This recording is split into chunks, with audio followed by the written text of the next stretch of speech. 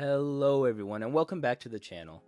Support for the latest video has been plentiful and I couldn't be more grateful to you all. I love making content for you all to enjoy and I do hope you enjoy watching it as much as I'd love creating it.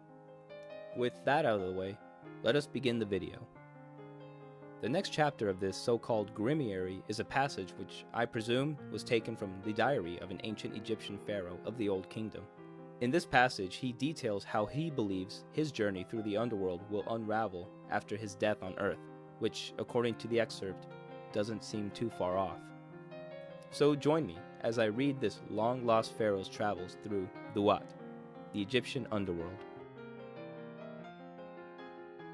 Now, when we think of the word underworld, we imagine an infernal prison where sinners go to get punished for all of eternity. But this isn't the case for the ancient Egyptians. They believed in a life after death, and that the earth was just another stop for the conscious mind. Eternal torment to them was the denial of an afterlife. It wasn't a fiery damnation, it wasn't an endless pummeling, it wasn't an eternity of watching lorology videos. Duat was described as looking somewhat similar to the real world, having rivers and fields like Earth, but it also had anomalous features, like turquoise trees, huge iron walls, and intense fiery lakes. Many gods of ancient Egypt inhabit the Duat, some of the more important ones being Osiris, Anubis, Thoth, Horus, Hathor, Mat, Isis. These gods judged a person through various different tests and trials as they made their way throughout Duat. Souls would navigate around various challenges and grotesque demons. If they were successful, they reached the ultimate ritual, the judgment of the dead.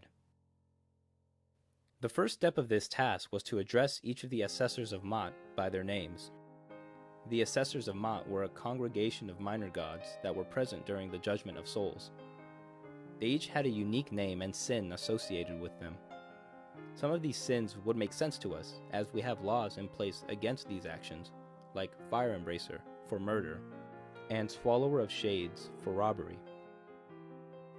A couple other ones are a bit strange to us. For example, Double Lion for prolonging offerings, White of Teeth for causing tears, and Bug Grazer, which is eating a sacrificial animal's food.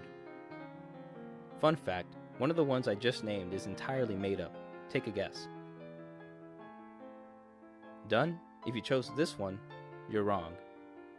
If you chose this one, you're wrong as well. Bug Grazer is not a real sin, so congrats if you knew that, or if you just chanced it.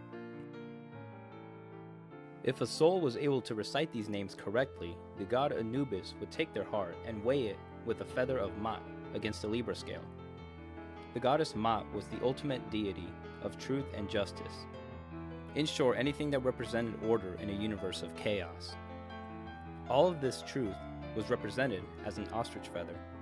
If the heart was pure, the two would zero out. If the heart weighed heavier, it proved that the soul was being deceitful. The beast Amit stood at the ready, waiting for the hearts of sinners.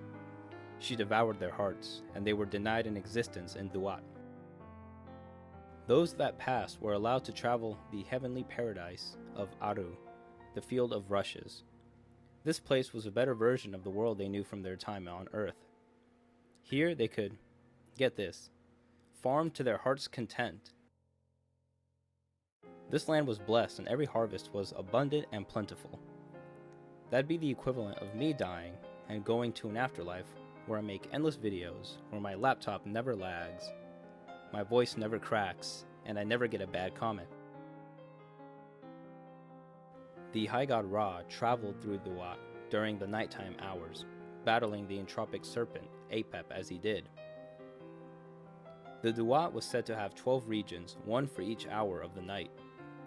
As he'd passed on his solar bark, the light emanating from it would light up half an hour in front of him and half an hour behind him. So souls residing in the Duat experienced 1 hour of life every day. After he'd leave, they'd return to their slumber, eagerly awaiting his next arrival. Kinda like you all desperately waiting for me to upload after taking a 7-month hiatus. Our journey through Duat has come to an end, as has our video. If you like what your eyeballs have witnessed, be sure to let me know down in the you-know-where. As always, we will meet again in the next video. Till then, safe travels.